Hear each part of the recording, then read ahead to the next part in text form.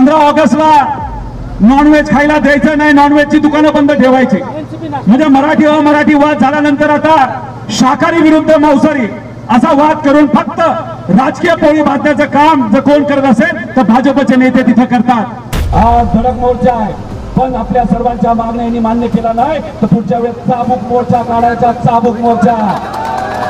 शेतकऱ्याला मी सांगतो, अजिबात आत्महत्याच्या नादी लागायचं नाही. आपल्या हक्कासाठी आपण रस्त्यावर येऊ आणि या शेतकऱ्याला, या सरकारला आपण गुडघ्यावर आणू. पण हे सरकार आपल्या बाजूचं सरकार नाही. त्यांना असं वाटतं समाजामध्ये वाद निर्माण करून आपण लय भारी मताने तिथून निवडून आलेलो आहे. आणि काय म्हणतात की आमचा डीएनए ओबीसीचा आहे. मला त्यांना हे सांगायचे, वर्षाला 4000 शेतकरी आत्महत्या करतात, त्यात 30% जर ओबीसी असेल तर 1200 शेतकरी काय तिथं आत्महत्या करत नाहीत.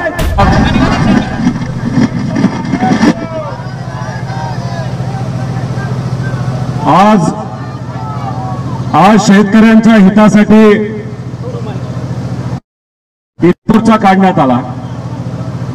त्या धडक मोर्चासाठी व तसंच आपल्या या पवित्र भागामध्ये मंडल यात्रा जी शरदचंद्र पवार राष्ट्रवादी यांच्या ओबीसी विभागाने काढलेली आहे ती आज इथे आली. आणि तुम्हा सर्वांना संबोधित करण्यासाठी आमच्या पक्षाचे अध्यक्ष शशिकांतजी शिंदे साहेब इथे उपस्थित आहेत.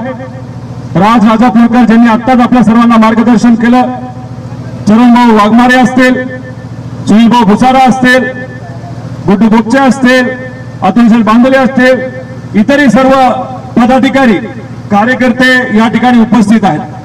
खरं तर ही यात्रा आपण सर्वजण लोकांपर्यंत पोहोचण्यासाठी आणि लोकांना जोडण्यासाठी काढलेली आहे.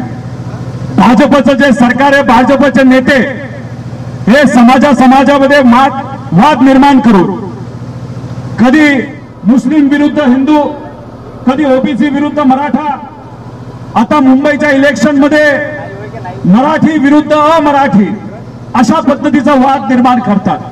त्याच्यावर राजकीय पोळी भाजतात. 15 ऑगस्टला नॉनव्हेज खायला द्यायचं नाही, नॉनव्हेजची दुकानं बंद ठेवायची. म्हणजे मराठी अमराठी वाद झाल्यानंतर आता शाकाहारी विरुद्ध मांसाहारी असा वाद करून फक्त राजकीय पोळी बांधण्याचं काम जर कोण करत असेल तर भाजपचे नेते तिथं करतात. भाजपच्या नेत्यांना, भाजपच्या सरकारला मला सांगायचे, तुमचे हे भेदभावाच्या राजकारणामुळे आमच्या सर्वांचं पोट भरणार नाही. भरणार आहे का? हे दोन समाजामध्ये वाद निर्माण करून सत्तेत येतात, पण सत्तेत आल्यानंतर आपली आठवण यांना येते का? मला या जिल्ह्यामध्ये कुठलं पीक सगळ्यात मोठ्या प्रमाणात घेतलं जातं तुम्ही सांगा. पण आपल्या धानाला जो बोनस द्यायला पाहिजे होता, ज्याचा शब्द दिला गेला होता, तो बोनस मिळाला का? सुरुवातीला सांगितलं होतं की आम्ही प्रायव्हेट नाहीतर शासकीय खरेदी केंद्रावर जिथं कुठं धान घेतलंय तिथं आम्ही बोनस देणार असं बोलले होते गेले होते. आणि मग 9 महिने झाले तरी आम्हाला बोनस मिळालं नाही. मग त्यानंतर तुम्ही सर्वांनी आंदोलनं केली, शेतकरी रस्त्यावर आला आणि मग त्यानंतर कुठेतरी काही लोकांना बोनस द्यायला त्यांनी सुरुवात केली. पण बोनस देत असताना तिथं सुद्धा त्यांनी अट टाकली की शासकीय खरेदी केंद्रावर ज्या शेतकऱ्यांनी तिथं धान पाठवलं त्यांनाच आम्ही बोनस देऊ. मग अशा प्रकारे तुम्ही खोटं का बोललो आमच्याशी? हे सरकार गजनी सरकार आहे. गजनी पिक्चर बघितलाय का? कसं विसरून जातात सोयीच्या प्रमाणे. तसं हे सरकार जे तुम्हाला शब्द दिला होता धानाला तिथं बोनस देऊ, विसरून गेले. कर्जमाफीचा शब्द दिला होता का नव्हता? भाषणामध्ये स्टाईल मध्ये देवेंद्र फडणवीस काय म्हणत होते? आम्ही 7 बारा काय करू? कोरा कोरा कोरा करू. मग आता तुम्ही झोपला का? कारण का तुम्ही एका बाजूला म्हणता की आम्ही तुम्हाला कर्जमाफी देऊ, पण सरकार आल्यापासून तुम्ही साधा शब्द सुद्धा काढत नाही. आणि काय म्हणतात? योग्य वेळेस आम्ही शेतकऱ्याला कर्जमाफी देऊ. अहो बंधूंनो आणि बहिणींनो, आज या आपल्या महाराष्ट्रामध्ये दिवसाला किती शेतकरी आत्महत्या करतायत?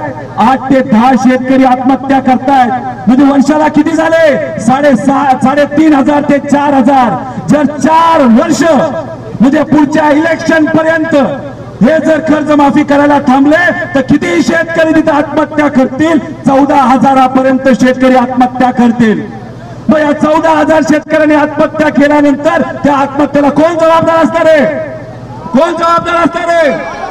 हे भाजपचे सरकार. आमच्या लाडक्या बहिणींना सांगितलं होतं आम्ही 1500 वरनं 2100 करू, हे सरकार विसरून गेलं. तिथं विमा योजना याच्यामध्ये बदल केले.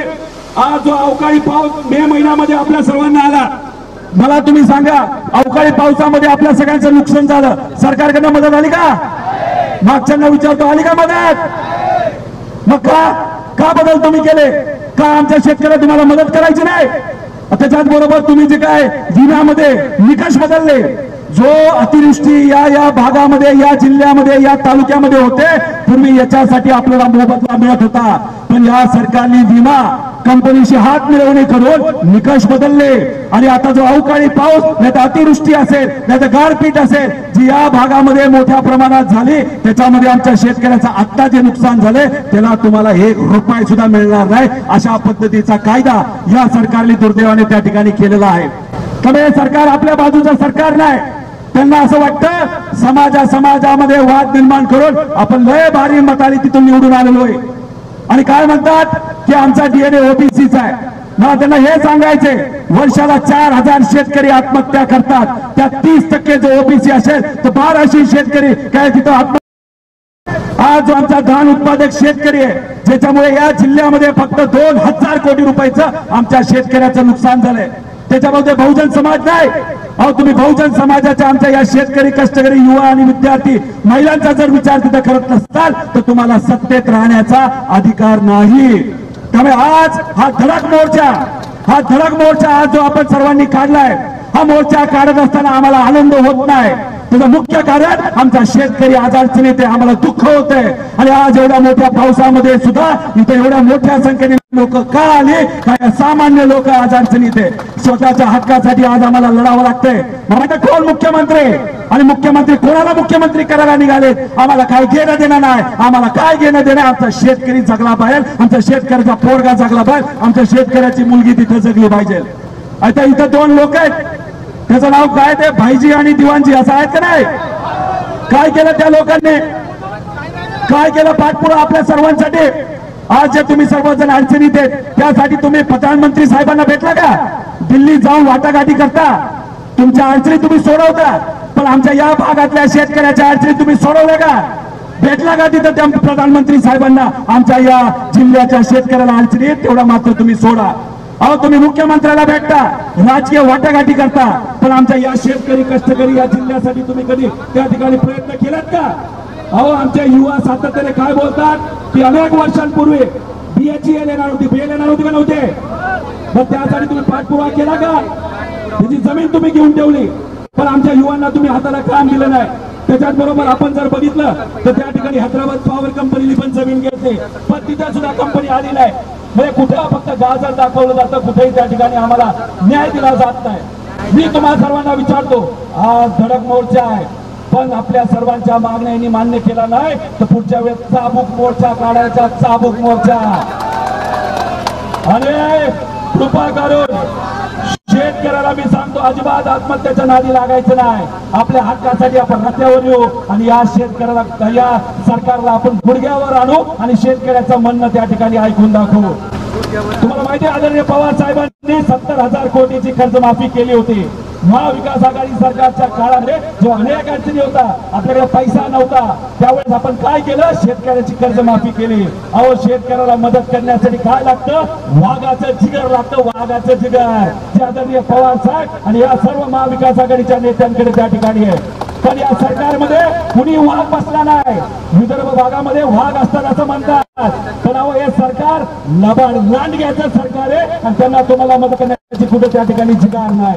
त्यामुळे एकत्र येऊया आणि आपल्या हक्कासाठी त्या ठिकाणी लढूया, एवढं त्या ठिकाणी आपल्या सर्वांना सांगतो. आणि आदरणीय शशिकांतजी शिंदे साहेबांना विनंती करतो की तुमच्या सर्वांचा बुलंद आवाज म्हणून या सभेसाठी त्या ठिकाणी आपल्या सर्वांना ते संबोधित करतील. चरण भाऊंचं मी अभिनंदन करतो की एवढ्या चांगल्या तथ्याने तुम्ही असा मोर्चा काढला, पण पुढच्या वेळेस जेव्हा तुम्ही चाबूक मोर्चा काढाल तेव्हा याच्यापेक्षा 10 पटी जास्त हा मोर्चा झाला पाहिजे. आणि काळजी करू नका, पाऊस हा शेतीची चांगला आहे आणि आता पवार साहेबांना सुद्धा पावसाचा आशीर्वाद त्या ठिकाणी मिळतो. तर या पावसाचा आशीर्वाद आपल्याला मिळाल्याशिवाय राहणार नाही. महाराष्ट्राच्या राजकारणाचं कायमच दोन्ही राष्ट्रवादी काँग्रेस पक्ष एकत्र येण्याच्या चर्चा रंगताना पाहायला मिळत आहेत. या चर्चेचे कारण म्हणजे दोन्ही राष्ट्रवादी काँग्रेस पक्षातील नेत्यांकडून करण्यात येणाऱ्या सूचक विधाने. त्यामुळे शरद पवार आणि अजित पवार हे एकत्र येण्याबाबत तर्कवितर्क लावले जात आहेत. तसेच या चर्चेमागचं आणखी एक कारण म्हणजे शरद पवार आणि अजित पवार हे अनेकदा एका व्यासपीठावर आल्याचंही पाहायला मिळालं होतं.